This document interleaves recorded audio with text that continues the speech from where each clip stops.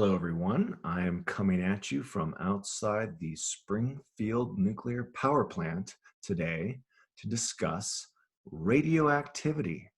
So let's get started. Share my screen.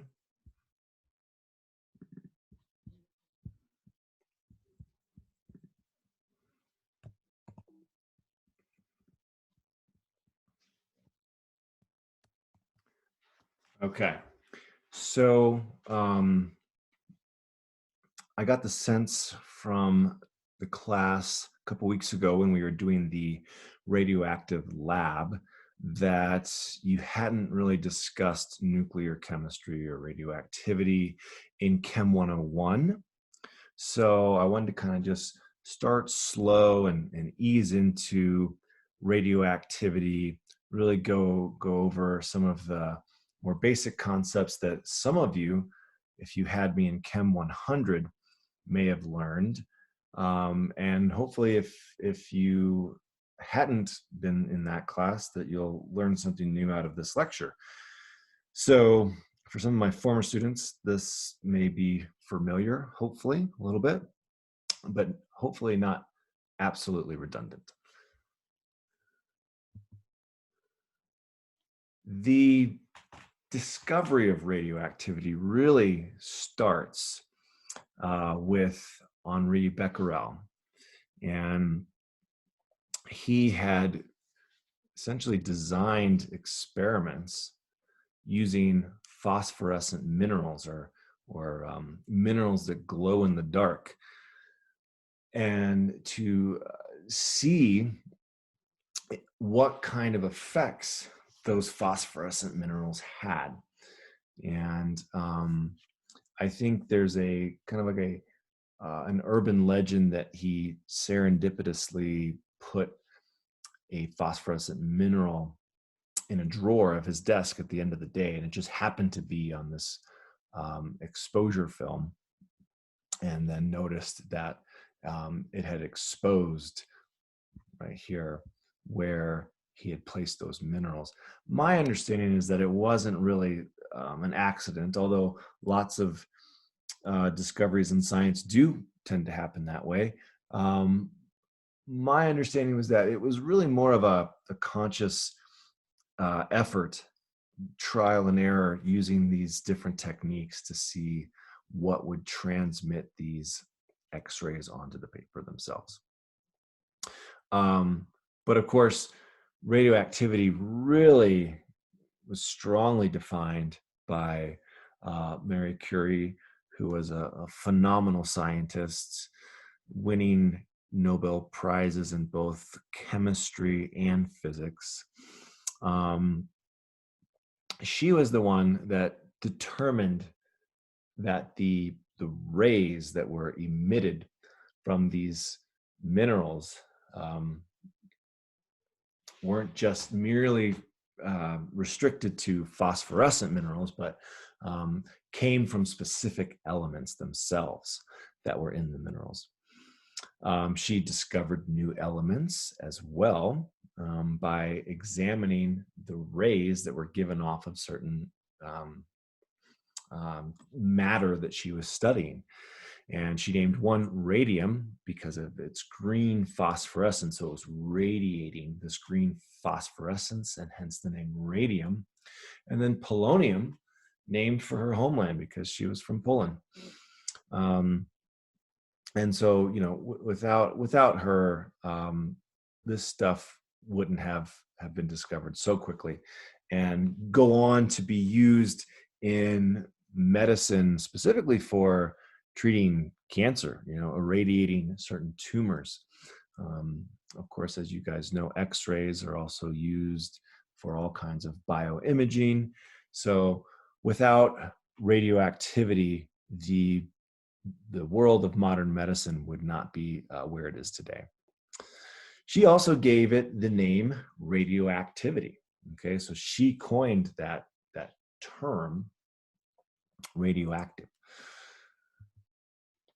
A few fun facts about radioactivity. Every element has at least one radioactive isotope, which we call a radioisotope. Okay, so all elements are radioactive. And in fact, carbon dating, where we use carbon, the element found in all forms of life on this planet, we use C14 to look at the different ratios of C14 and C12, because the C14 is a radioisotope. And so even an element as crucial to life as carbon can be considered a radioisotope. There are over 3,300 radioisotopes that are known. However, most of these are artificially created in labs using particle accelerators. Not all isotopes are radioisotopes, however, okay? So in order to be a radioisotope, you have to be radioactive, right? You have to be unstable. Lead, for instance, has 35 isotopes, and 3 of them are stable, okay? So 3 of them would just be isotopes, not radioisotopes. And among all the known isotopes that we have mostly artificially created, only 264 are stable. All isotopes of elements have higher atomic numbers than bismuth, are considered radioactive. So if you are an isotope of an element and you have more protons than bismuth, if you have more than 83 protons, then you're going to be a radioactive isotope or a radioisotope. And then radioisotopes have the same chemical properties as their stable isotopes. So again, going back to the whole carbon dating example, we can look at carbon-14 and see the ratio of it to carbon-12, because carbon-14 behaves very similarly to carbon-12. And so it can be incorporated into a living organism without any trouble, okay? So these radioisotopes, while they are radioactive and not particularly stable, they have their chemical properties that behave the same. This is the breakdown of nuclear chemistry. So when we're talking about nuclear chemistry, we're talking about the properties and the reactions of the atomic nuclei, okay? So what's going on with the nucleus? And the nucleus is really what's driving radioactivity, okay? Yes, there will be electrons that kind of come into play that I'll talk about later, but for the most part, radioactivity is brought to us by nuclei that are not stable, that are trying to get stable. And we write it in a certain fashion, just so that we can communicate it effectively. So we'll write, for instance, carbon-12 with a C for its element, and then the mass number on top to the left and the atomic number on the bottom, okay? The mass number, of course, is going to be the number of protons and neutrons, and the atomic number is the number of just protons. And when we're using this in the context of nuclear chemistry, we refer to the mass number as the number of nucleons. So for carbon, if the mass number is 12, then that means it has 12 nucleons. It has 12 protons and 6 protons and 6 neutrons, okay?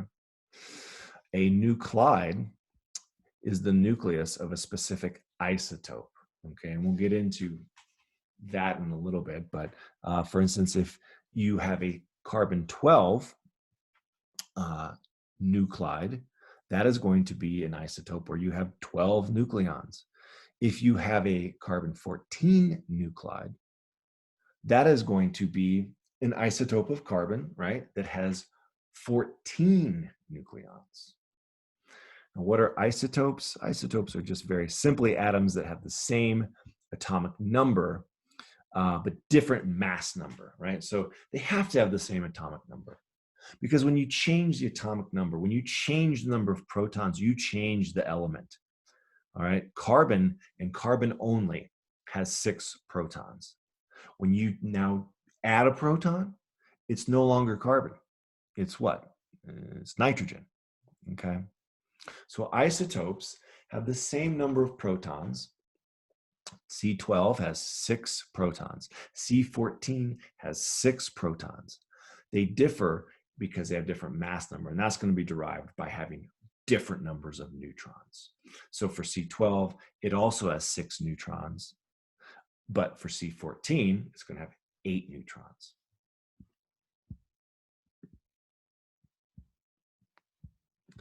Okay.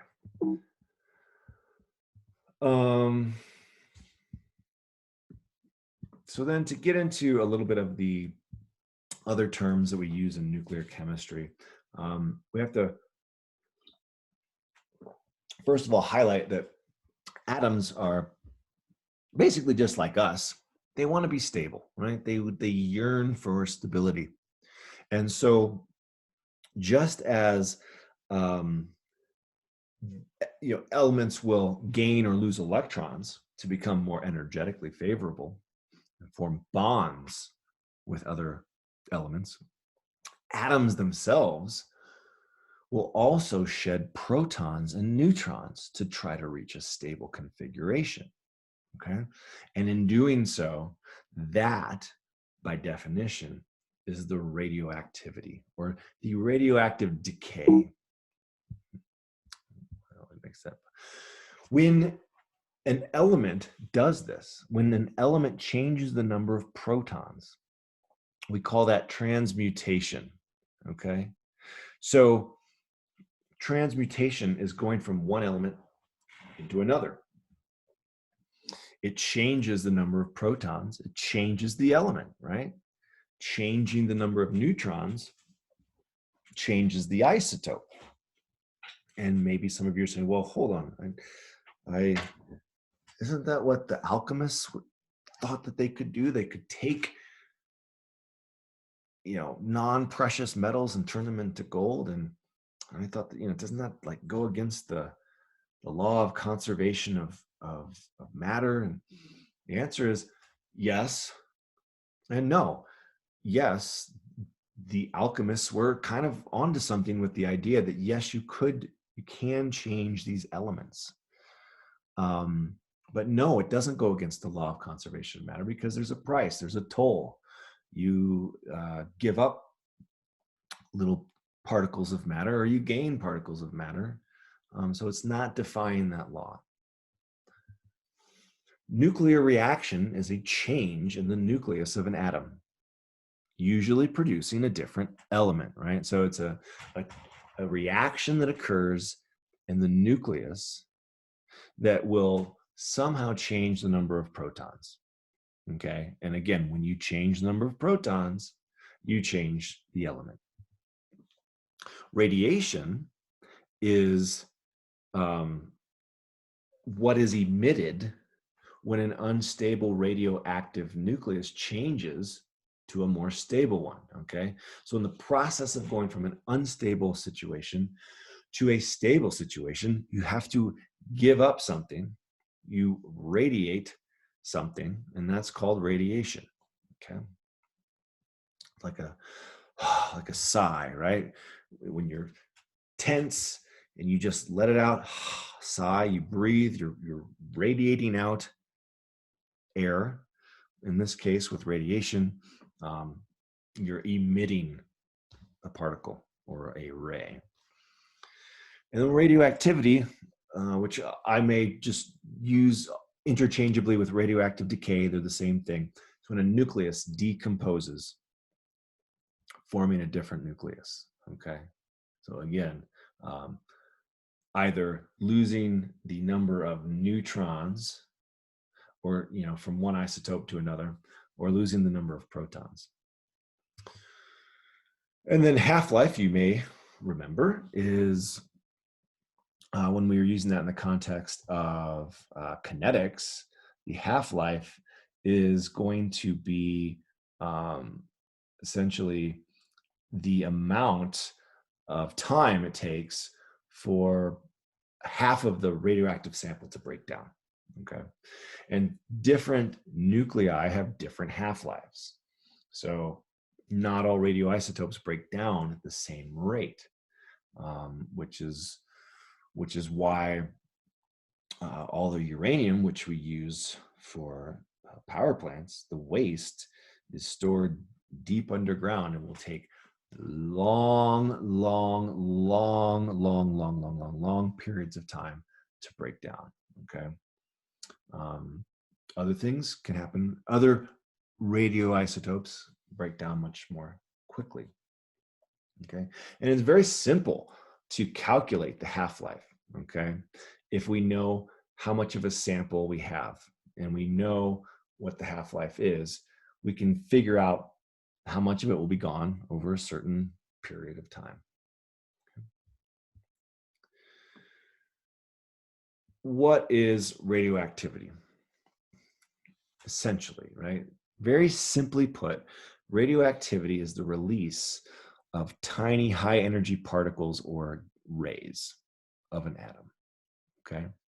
So particles are ejected from the nucleus. So here, here's the electron cloud, here's the nucleus, and something happens to that nucleus. And as a result, a particle is emitted or ejected or released from that nucleus, changing that nucleus, that reaction. Okay. And this happens in two different ways. One is fission and one is fusion, right? Fission is taking heavy nuclei and splitting them into lighter ones. So you can think of that process as what is used in power plants to generate electricity, or what is used in atom bombs to create a lot of energy to destroy things, right? That is a process of fission where you're splitting it into lighter nuclei. Fusion is a much harder thing to do, and we don't really have a grasp on that. Scientists are working with cold fusion and things like that because in order for things to fuse, it takes a tremendous amount of heat. And that is such a tremendous amount of heat that it's pretty dangerous to be around and employ that. Think of the sun as a form of fusion. You're taking two smaller nuclei and joining them to form a heavier one. Okay, so for instance, taking hydrogen and fusing it into helium, right? Again, that's what's done in the sun, and it creates a burst forth of extraordinarily high energy, much more than what we get from fission. That said, both are usually accompanied by the conversion of mass into energy. Okay, that's the process. And I don't think today, I think in another lecture, I'll talk about the relationship of mass and energy. And the most familiar equation on the planet, E equals mc squared, is a wonderful example of this, which is why it is such an important equation, even though it is so simple. It's very eloquent and or elegant, and we'll talk about that later. So, but keep in mind that with fission and fusion, what's happening is that you're taking mass and you're converting it to energy, because mass and energy are interchangeable. All right, what's going on here? Well, uranium-235 is really the only natural radioisotope. Remember, I said that there were over 3,300 radioisotopes, and most of them are artificially derived. This is the only one that's naturally undergoing the process of fission. Okay. And how does that happen? We take that uranium-235 nucleus and we bombard it with neutrons. And the neutron, once it hits that nucleus, it splits the nucleus into two other elements. Typically, that's going to be barium-142 and krypton-91. And we write it in this equation here, where we have one neutron. This is the shorthand for neutron, and a lowercase n with a 1 on top for that mass number, right? Because a neutron is, makes up the mass, and a 0 for the atomic number, because a neutron is not a proton. Only protons can go down there. So you have a neutron coming together with uranium-235, splitting it into barium-142 and krypton-91. And then in addition, you have 3 other neutrons, okay? And this, like all the equations we write in chemistry that we've written thus far, has to be balanced, okay? Because, like I said, when transmutation occurs, there isn't a loss of matter, right? Or it's not created out of nothing, right? So everything has to be accounted for. So you can look at this and you can say, okay, well, 235 plus 1 is 236. So that means I better have 236 on this side as well. Likewise, I have 92 as my atomic number down there. I better have 92 down here also. So if you add up 142 plus 91 plus 3, right? Because it's not just 1 here. There are 3 neutrons. So 3 neutrons with a mass number of 1. That equals 236. And then 56 plus 36 equals 92. 56 plus 36 plus 0 is 92. So everything adds up. It's all balanced, and we know that that's good, right? Okay. So let's go back to my mouse. A chain reaction is a bad thing. We don't like chain reactions because a chain reaction is something that once it starts, it's self-sustaining, okay? And the critical mass is going to be the minimum amount of radioactive material needed to create a self-sustaining nuclear chain reaction. And if you haven't seen, I believe it's called Chernobyl on HBO, I highly recommend it. It's just a mini series, not very many episodes. It's dark, but of course, if you know anything about Chernobyl, it was a very dark period in time. But it's a cool show. It's a great show. It really goes into some of the chemistry of nuclear power plants and what goes on. But then, of course, also highlights the horrors of what happened and how the people suffered. So, not an uplifting show. Maybe you should watch The Simpsons or Office or something afterward to bring your spirits back up. Maybe now is not the perfect time to be watching a highly depressive, heavy show, but if you feel like it, I recommend it. Okay, so because this nucleus is so big, right? It has a mass number of 235.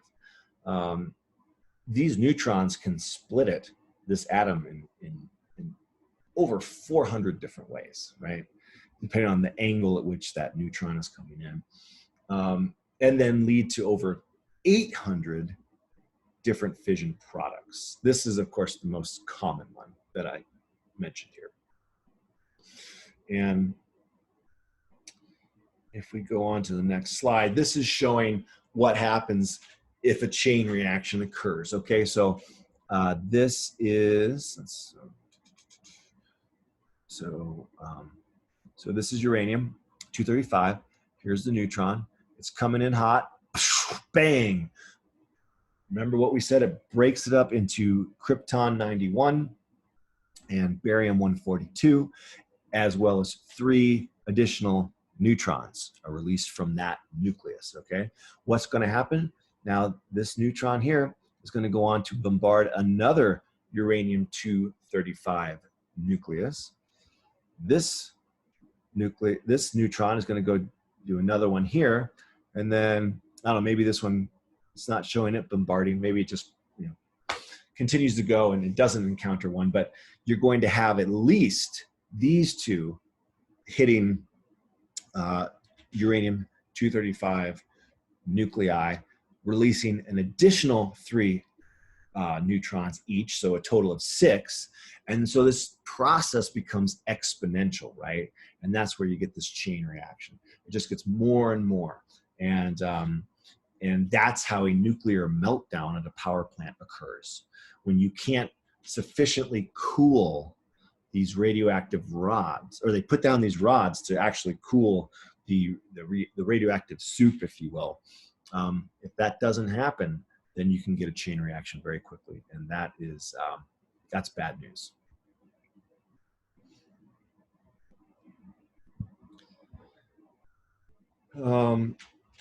Okay,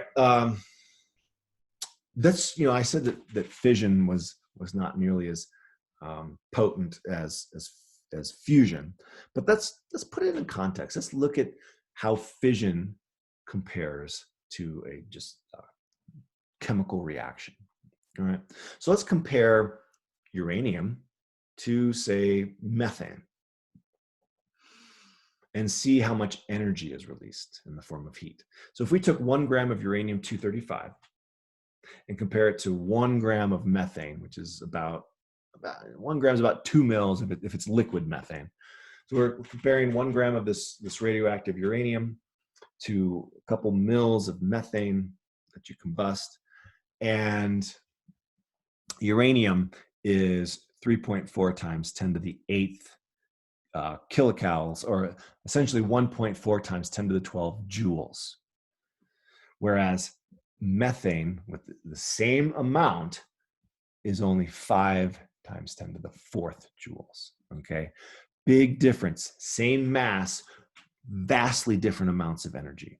Now, where does 1.4 times 10 to the 12 joules fall on this scale? I like this this table here because it shows you the energy in joules. For instance, energy radiated by the sun per second, 10 to the 26th. That's at the high end, right? Obviously. And then at the very end, the very bottom, energy used to sleep 1 hour. So how much energy do we require just to maintain homeostasis and stay warm in a given hour is 10 to the 5th joules. All right. So what that means is that combusting 1 gram of methane releases less energy than what we use to sleep for an hour. Whereas taking the same, same amount of uranium-235 and undergoing a nuclear reaction is going to give you the amount of energy that is more than what a typical person in the US consumes in an entire year. Okay, I'm not quite sure what makes up that 10 to the 11th. If it's a combination of all the gas we use in our cars and the energy we're sucking off the grid to light up our lights and use this laptop for this recording and whatnot. But as you can see, 1 gram of uranium releases more energy than the total amount of energy that we consume in a year, whereas the same amount of methane is less than what we use to sleep for 1 hour. Okay, so strikingly different types of fission. Well, we have alpha particles, we have beta particles, we have positron emission, we have electron capture, and we have gamma rays. And I'm going to go through each and every one of these individually. But these are the 5 different flavors of fission, if you will. And they come forth out of this process of nuclear decay. Nuclear decay is the spontaneous release of a particle, that spontaneous psi, if you will, from an unstable nucleus. So you take a radioactive element and it decays nuclearly, not nuclear. Okay, don't pull a George W. and call it nuclear. It's nuclear into a new element, right? Because again, oftentimes it's going to change the proton is going to split it up into an atom that has a different number of protons, and therefore it's going to be a different element. And some kind of emitted particle or ray, okay? Now, the three main types are alpha decay, beta decay, and gamma decay. And let's start with alpha. Alpha, an alpha ray or an alpha particle is essentially the equivalent of a helium atom, okay? We know this because when you pass an alpha particle through space between two charged plates, it's going to bend down toward the negatively charged plate, which means it must have a positive charge, okay? And it turns out that that positive charge is the equivalent of a helium nucleus. Whereas beta particles are essentially the equivalent of electrons, okay? When you pass a beta particle through this space, it's going to migrate, it's going to bend upward toward the positively charged plate because it's negatively charged. It's attracted to it, right? Now, gamma rays are neutral. They just pass through straight through. They don't bend up or down because they don't have a positive charge or a negative charge, okay? They're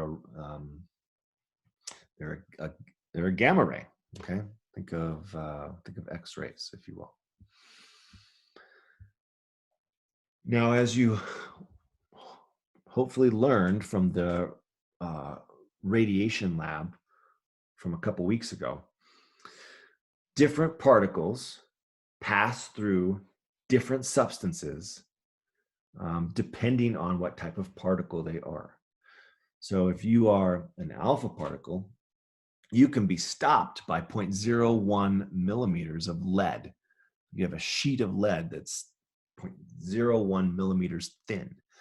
That's enough to stop an alpha particle.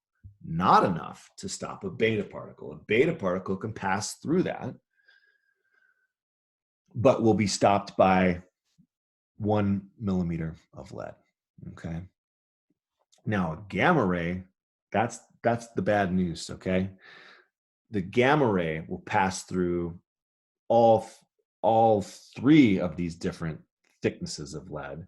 100 millimeter thickness of lead isn't enough to stop a gamma ray. So that's what, like 1/10 of a meter, right? Can't even stop a gamma ray. Gamma rays, which we'll talk about next time in the effects of radiation, gamma rays have a very, very deleterious effect on the biology of our cells and our DNA. So bad news. Alpha decay. Okay, let's talk about it a little bit more. So like I said, an alpha particle is essentially the equivalent of a helium nucleus. We call it helium-4 because it has 2 protons, so the 2 down here, and let's see right there. So 2 what happened? That's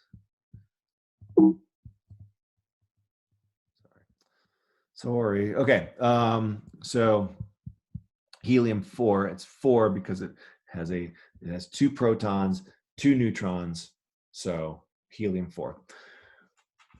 Alpha decay, let's take uranium-238, okay? It decays into this helium-4, so it releases an alpha particle, and as a result, it's now losing 2 protons and 4 nucleons overall. So 2 protons and 2 neutrons. And when you change the number of protons, you change the element. So it's no longer uranium, it's thorium, thorium-90. And there are going to be 234 nucleons, because 90 plus 2 equals 92. And 34 plus 4 equals, or 234 plus 4 equals 238. okay? So therefore, the loss, or like the emission of an alpha particle, is the equivalent of the loss of 2 protons and 2 neutrons.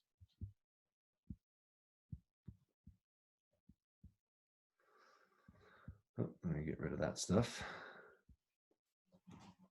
So here's an example of what I just said, only looking at it from a cartoon perspective. You have uranium-238 right here, and it's going to emit this alpha particle, okay?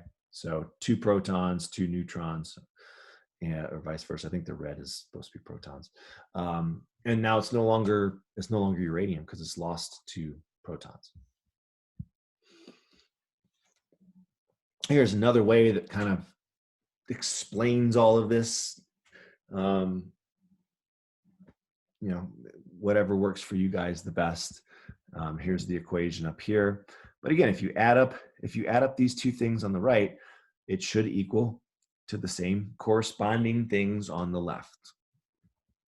So 92 protons and 146 neutrons gives you 238 nucleons.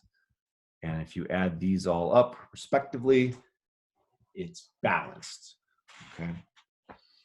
And so a nuclear equation such as this right here has to be balanced, and it's balanced when the number of nucleons on both sides of the equation is the same. So here's a little practice for you guys, okay? Polonium, remember that was discovered by Marie Curie. Polonium-208 is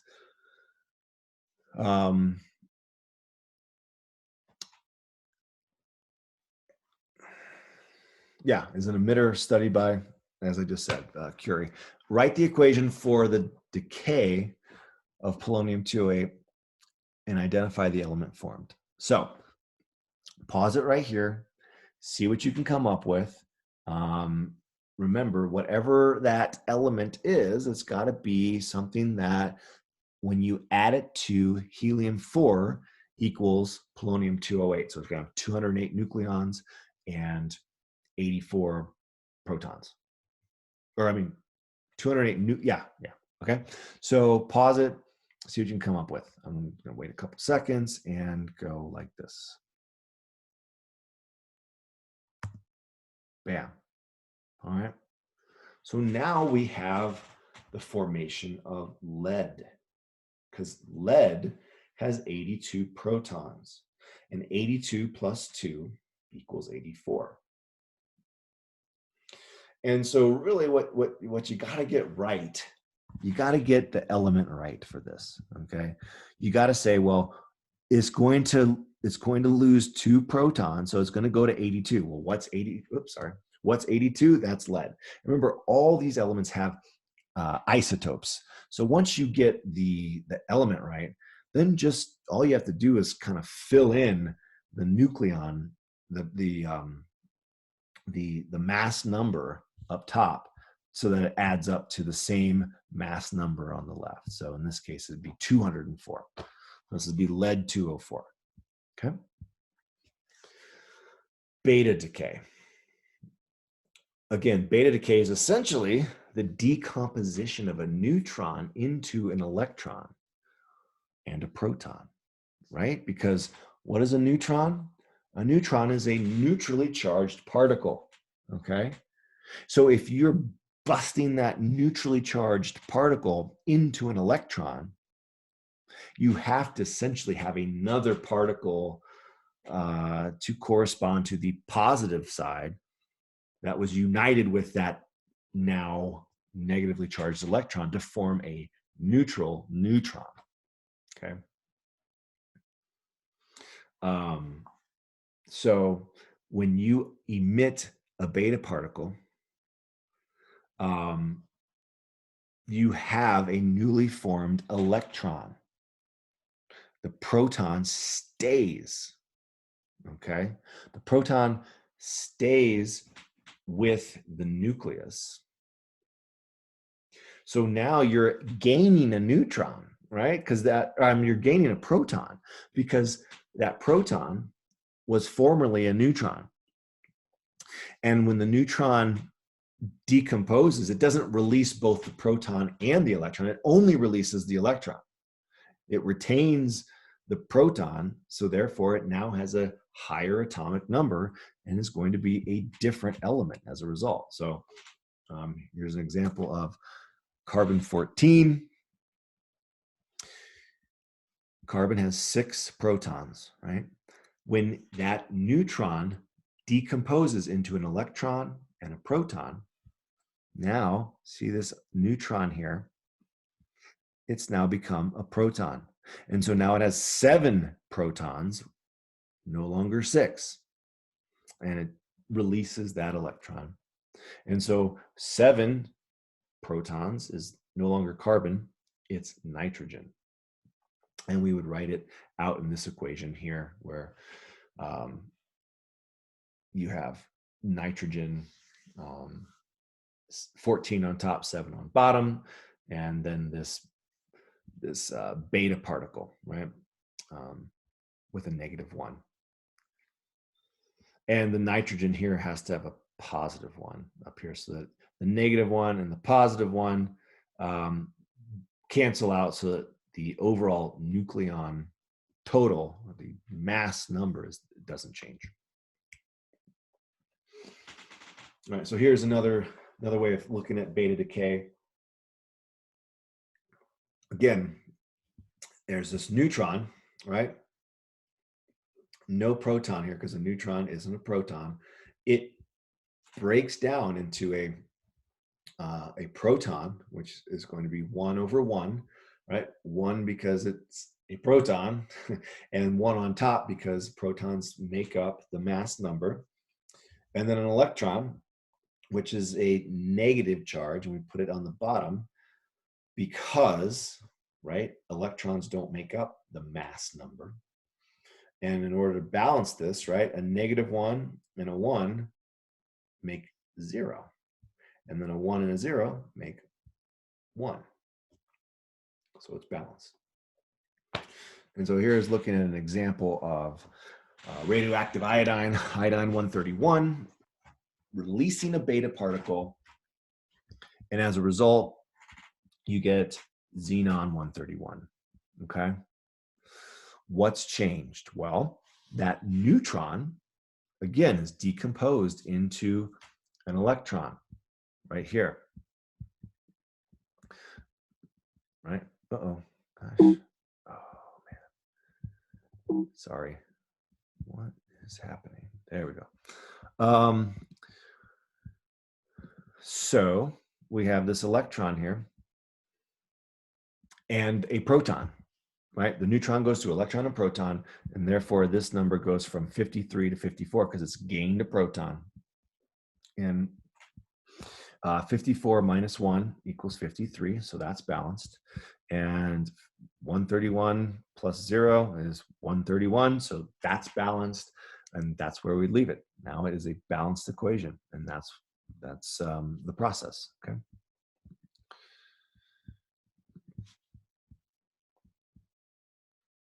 So give this a shot, balance this equation, and see what the new element is when chromium-55 breaks down via beta decay. Okay, pause it here, see what you come up with.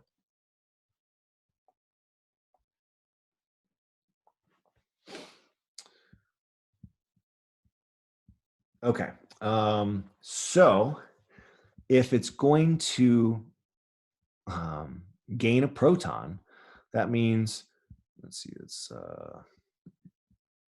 draw. That means it's going to be, what's right here?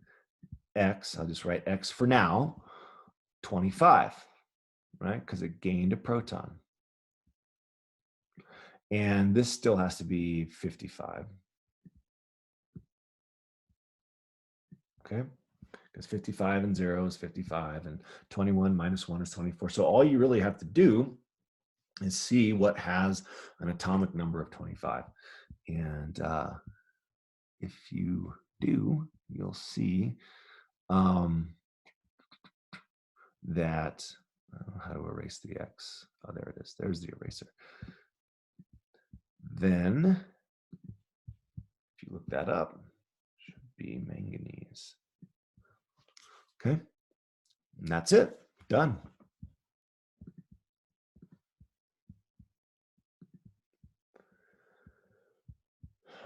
Moving on, gamma decay. Okay, high frequency electromagnetic energy. And remember, since it passes straight through those two charged plates, it's not negative or positive. It doesn't compose. It doesn't comprise a proton. It doesn't make up the nucleus in any way. So it's just 0, 0. Okay. Now, going back to Chem 101, you learned about electrons and how they have a ground state, which is their most energetically favorable place to be. And then they have an excited state, which is a place that they don't like to be, right? It's less stable. And so they will jump up into that excited state, which demands a certain amount of energy to keep it in that excited state, right? It's going against the flow. And so when that electron falls back down into the ground state, it can release that energy. It doesn't need that energy anymore to keep it in that excited state. So it sighs out that energy in the form of light often. And so keep that in mind, because that's what's happening with gamma decay, okay? So think of it as, here is the nucleus here, and here is an electron, and it's in its ground state, and something comes along. Oftentimes it's some other form of radiation, coincidentally. That radiation is going to come along and it's going to bombard that electron, and it's going to make that electron jump up into an excited state where it doesn't want to be, right? And now it's excited, and bam, it jumps back down into its ground state. And when it does, it releases some degree of energy, right? And like I said, typically we say that it's light, visible light. In this case, the light is a gamma ray, okay? So it's going to release the gamma ray. And so when we write an equation for this, we could use cobalt 60, saying that it breaks down into nickel, or I guess breaks up, if you will, to nickel 28 plus an electron plus the gamma. Okay, so there's got to be something else happening, because the gamma rays have a no change in the atomic or mass numbers. We say that it's this, again, it's this electron moving around down here, which a -1 plus 28 gives you 27 for cobalt. All right.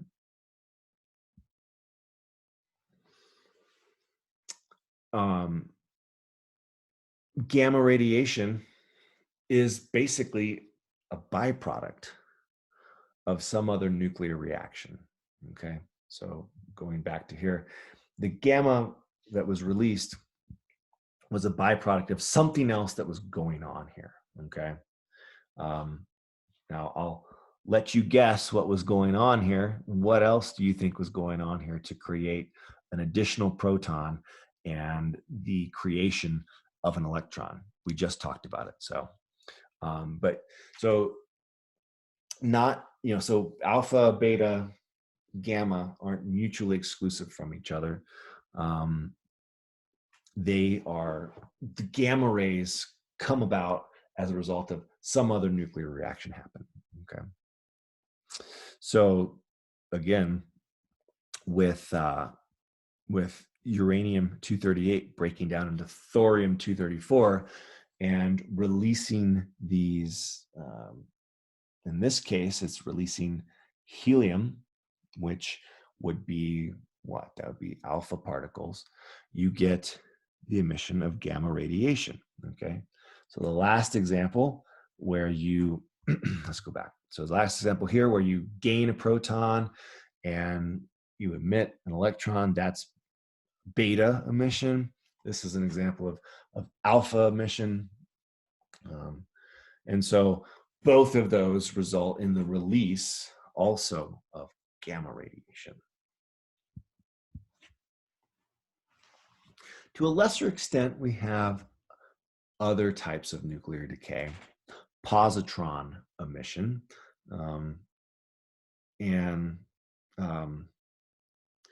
which is used for PET imaging, positron emission tomography. Again, which is a biomedical or bioimaging technique.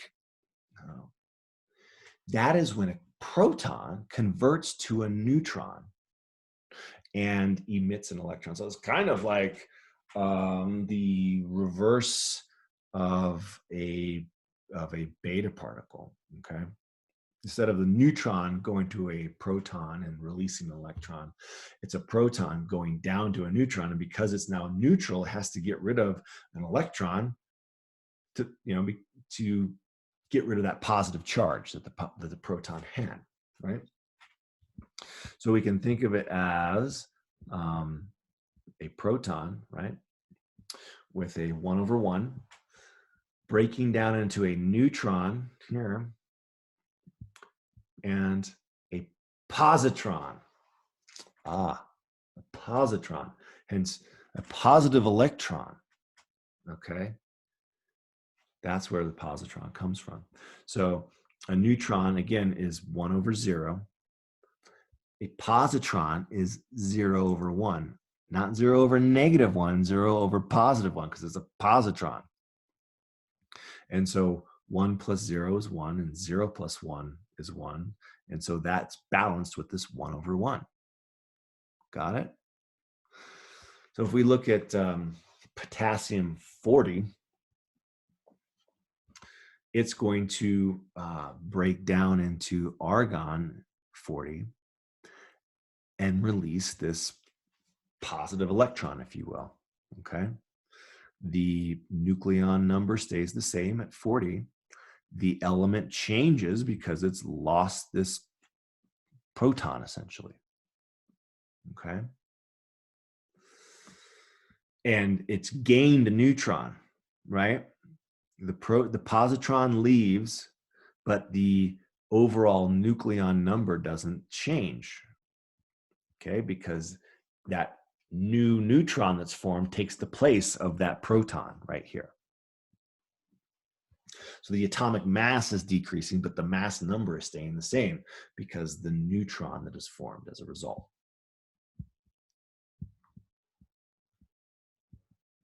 Okay.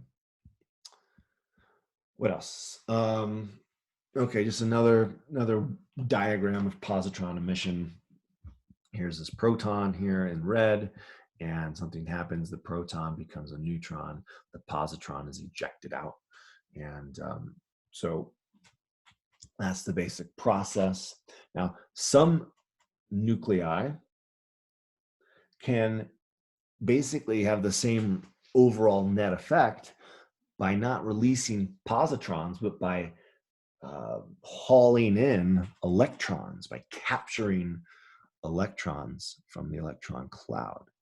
And this is called electron capture, okay?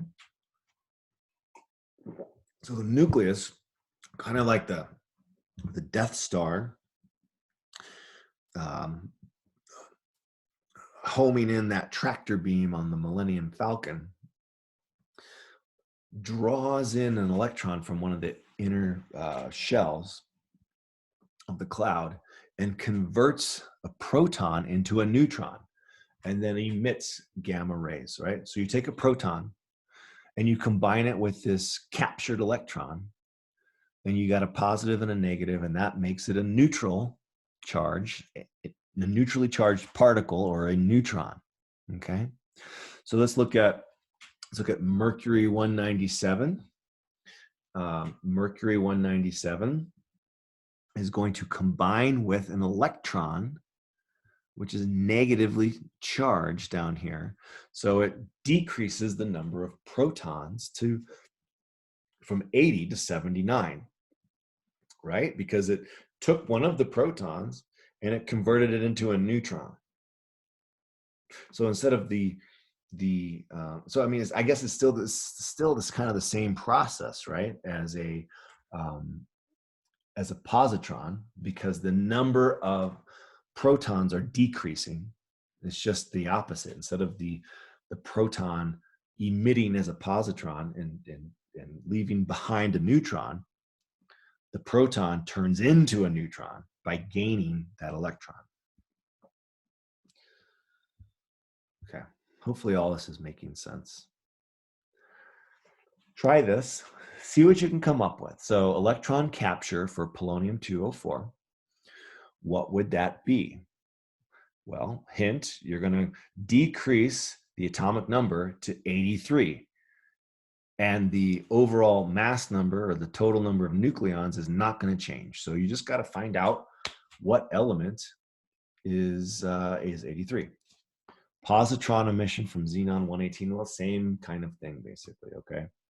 So pause it, see what you come up with, and see if that's the same thing that I came up with.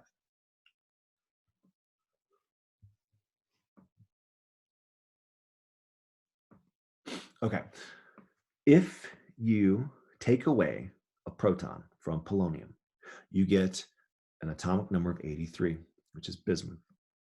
And it stays 204, okay, because it's got to be all balanced. The electron doesn't make up the nucleus per se, the mass. Electrons are teeny tiny particles compared to neutrons and protons, right? So they're negligible in terms of mass in the nucleus. So it's going to stay 204, and now it's changed to bismuth. And then for B, xenon goes to iodine. Okay, it goes from 54 to 53. And the number of nucleons doesn't change, right? Again, for the same reason. But this is a positron, so there's no negative right here. Then it's on this side. Here we put, for electron capture, the electron is on the left side because it's coming in to the equation. For positron, it's on the right side because it's being released.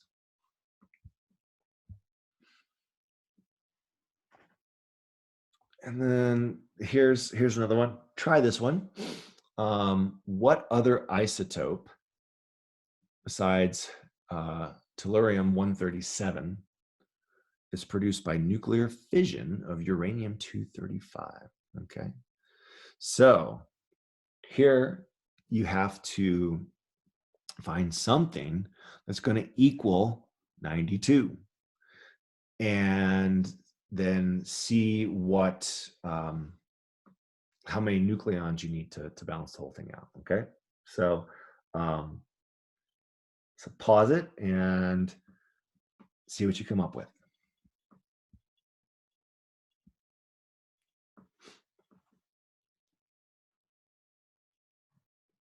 Okay, so let's see, right here. Whatever it is, it's got to be, our atomic number has to be 40, right? Because 40 plus 0 plus 52 equals 92, okay? And on top, it's got to be something that adds up to 235.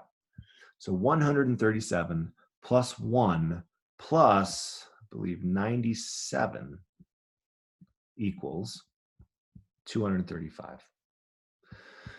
And then all we need to do to find out what element this is to look at the atomic number and base it off of that, right? And so that happens to be zirconium, right? So, oh, that's a long, there we go. Okay. And that's it. That's our answer. And everything adds up. 52 plus 0 plus 40 equals 92. 137 plus 1 plus 97 equals 235.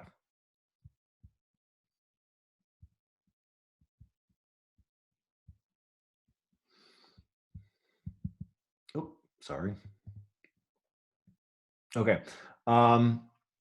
So I'll kind of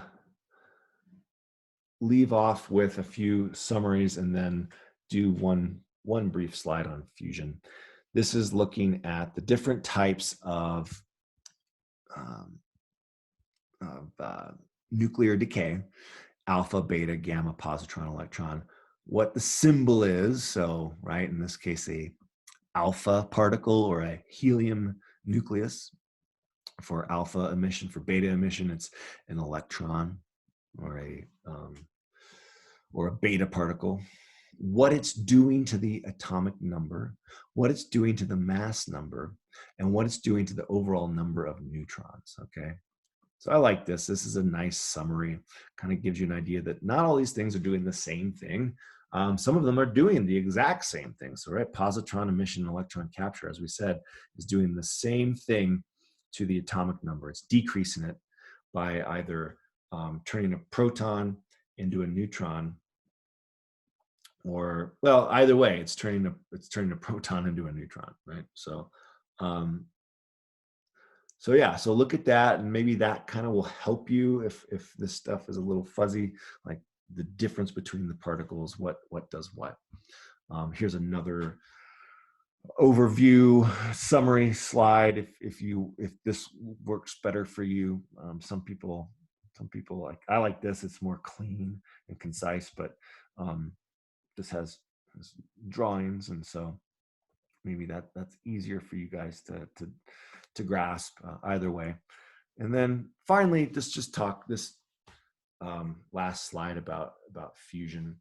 We don't really talk about it much because, again, we can't really do it. So the sun does it all the time, of course, and other stars. But what's going on with fusion is that you're combining two smaller nuclei into a bigger one, right?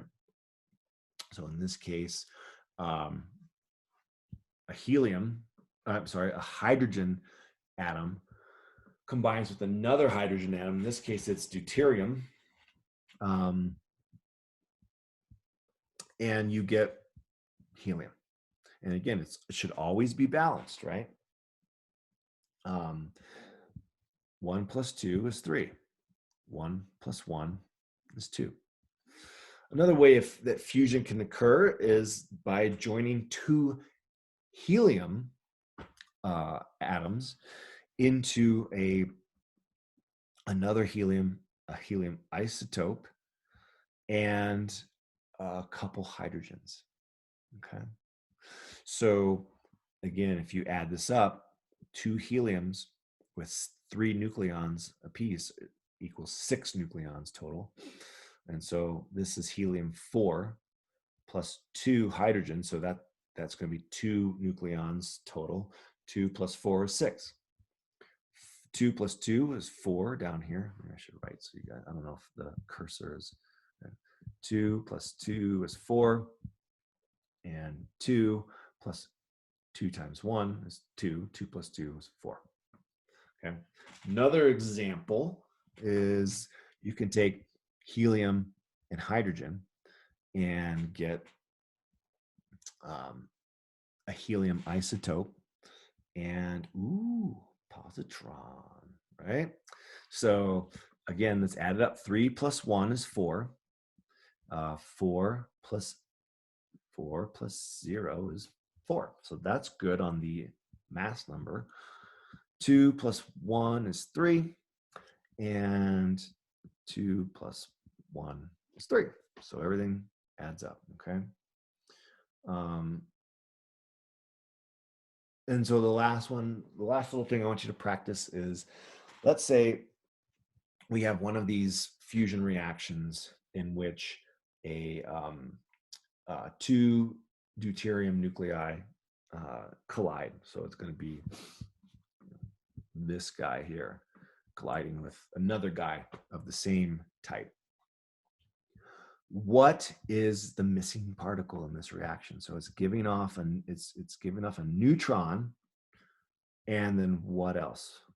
Okay, so again, you got to add up the nucleons on top and the atomic number on the bottom and come up with something, okay?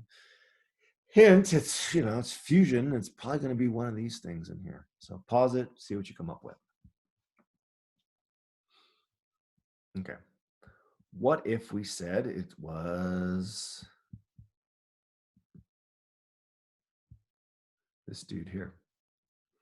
So 3/2 HE. Okay. 1 plus 3 equals 2 plus 2, right? 2 plus 2 equals 4. 1 plus 3 equals 4. And then on the bottom, 1 plus 1 equals 2. 0 plus 2 equals 2. So now it's balanced, okay?